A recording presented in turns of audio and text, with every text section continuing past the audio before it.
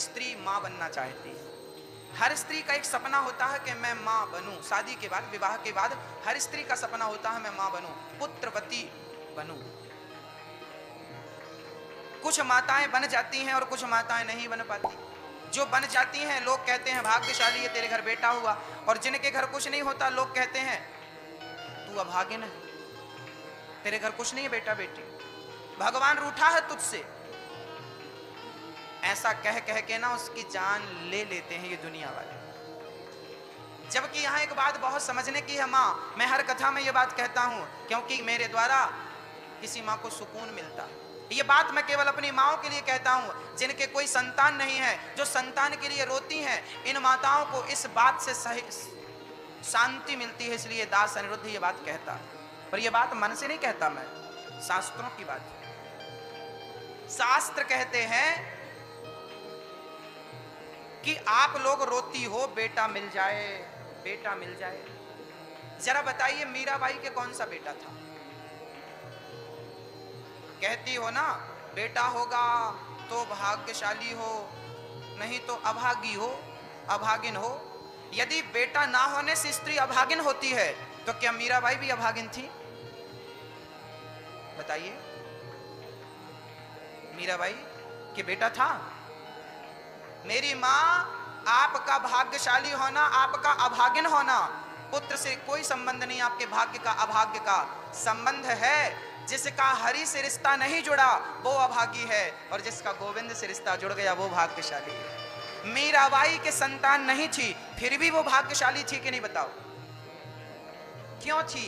क्योंकि उसका रिश्ता गोविंद। मेरे तो गिरधर गोपाल दूसरो ना कोई। बेटों के लिए रोते हैं हम लोग, बेटा बेटा बेटा।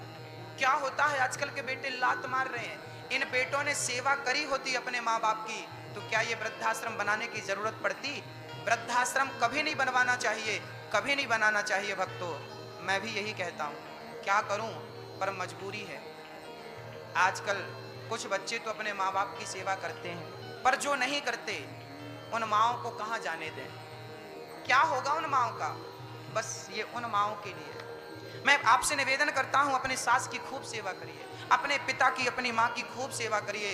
उनकी आंखों में कभी आंसू मत आने दीजिए। यदि आपने उनकी आंखों में आंसू कभी नहीं आने दिया तो मैं गारंटी लेता हूँ आपकी कि आपकी आंखों में मेरा भगवान कभी आंखों में आंसू आने नहीं देगा। और बेटा, जरूरी नहीं है कि आप संतान उत्पन्न करें। जब आप पेट में रखें बच्चे को, फिर जन्म दें, तभी आप माँ बने। अच्छा, माँ किसको कहते हैं? जो स्त्री कभी बच्चे को जन्म नहीं दे सकती, क्या वो स्त्री मां कहलाने की हकदार नहीं है? अच्छा बताइए, मां किसे कहते हैं? आप तो मां हो, बताओ, हमें तो कुछ पता नहीं है। मां किसे कहते हैं बताइए? क्या कभी किसी पुरुष को मां कहकर बुलाया जा सकता है? हाँ या ना? हाँ या ना? हाँ या ना? हाँ या ना? हाँ।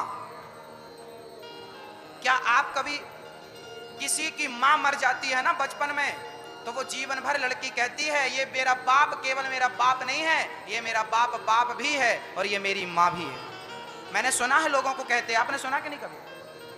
मैंने सुना है, शायद मैं कंफ्यूज हूं कि क्लियर हूं? बताइए, क्लियर हूं ना? बस। भगवान कृष्ण पुरुष थे ना, भगवान राम पुरुष थे ना, भगवान विष्णु पुरुष है ना। यदि भगवान पुरुष हैं तो भगवान को क्यों कहा जाता है त्वमेव माता च पिता? मात पिता तुम मेरे, शरण गहूं मैं किसकी, तुम बिन और न दूजा। मात पिता तुम मेरे, शरण गहूं मैं किसके, तुम बिन और न दूजा। आस करूं मैं किसकी, ओम जय जगदीश हरे।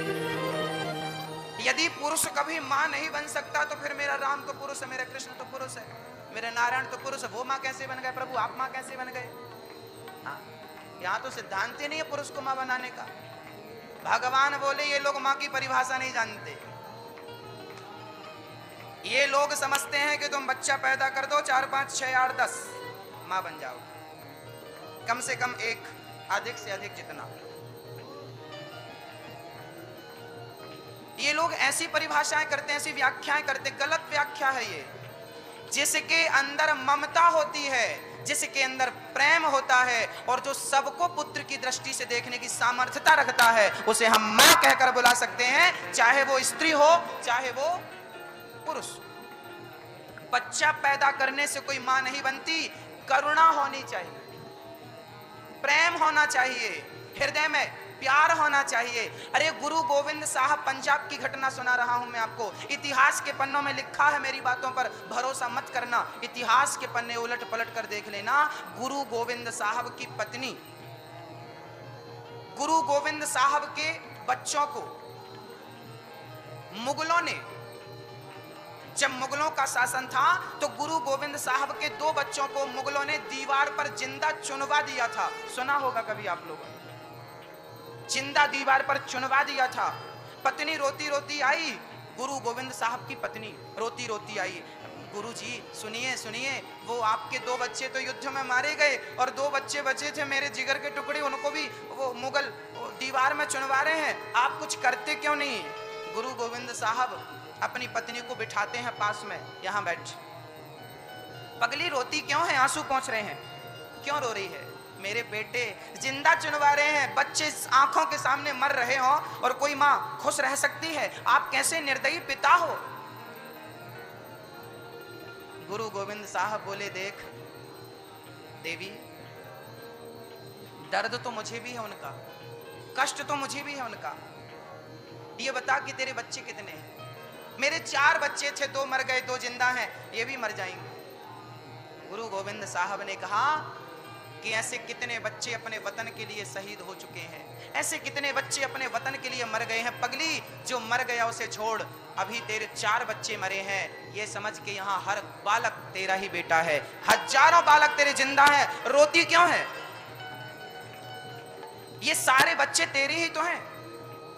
यहाँ जितनी माताएं बैठी हैं ये मेरी माँ है, यहाँ जितने पुरुष बैठे हैं वृद्ध सब मेरे पिता है, यहाँ जितने नौजवान दोस्त बैठे हैं सब मेरे भाई हैं, यहाँ जितनी कन्याएं बैठी हैं सब मेरी बहन है। अब बताइए, इस दृष्टि से आप कौन हो गए? आप मेरा परिवार हो गए कि नहीं? मेरी माँ, मानो तो मैं गंगा माँ हूं, ना मानो तो बहता पानी, बस मानने की बात है। तुमने केवल 2 को ही अपना बच्चा माना है, दिमाग को सेट कर रखा है, मेरे 2 बच्चे हैं। अरे भारत का हर बालक आपका बेटा है, स्वीकार कर लो, सब आपके हैं, गैर कौन है ये तो बताओ। हमने तो बचपन में गीत सुना था कि ज्योत से ज्योत जलाते चलो और प्रेम की गंगा राह में आए जो दीन दुखी सबको गले से। कोई गैर नहीं है, कोई पराया नहीं है, सब हमारे ही बच्चे हैं, सब अपने हैं। एक बात बताना, किसी को फोड़ा हो जाता है ना, फोड़ा, मावाद बहती है, व्हाइट कलर की मावाद, उसको देख के ना घिन आती है आपको और बहुत सारे लोगों को घिन आती है। किसी की मावाद बह रही हो तो आप साफ करेंगे उसको? घिन, नहीं नहीं नहीं, साफ जरा उस तरफ रखो अपना हाथ, हम भोजन कर रहे हैं, अच्छा नहीं लग रहा। लेकिन डॉक्टर उसी मावाद को बड़े प्यार से साफ करता है। डॉक्टर से पूछो, क्यों डॉक्टर साहब, हमें तो घिन आ रही थी, आपको घिन नहीं आ रही है? बताइए, घिन नहीं आ रही है ना उसको? क्यों? भक्तों, आपके बच्चे को कुछ हो जाए तो क्या आप उसको साफ नहीं करोगी? क्योंकि वो आपका बच्चा है। पर किसी और को हो जाए तो नहीं, हम देखेंगे नहीं, हम सिर ऐसे कर लेंगे, नहीं, हम नहीं देखेंगे। ये अपना पराया क्यों? सबको ईश्वर नहीं बनाया है।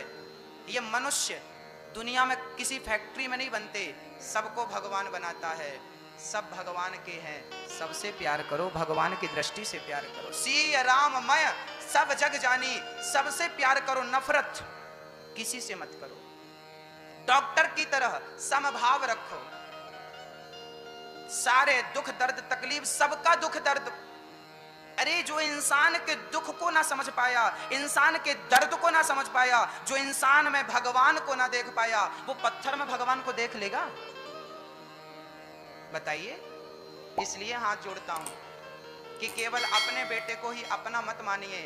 हर बेटा आपका ही है, हर बेटी आपकी ही है। हर ये वृद्ध, जितनी वृद्ध माताएं हैं, ये सारी माताएं हमारी ही तो हैं, आपकी हैं क्या? बस मैं गर्व से कहूं कि ये मेरी है, आप गर्व से कहो कि आपकी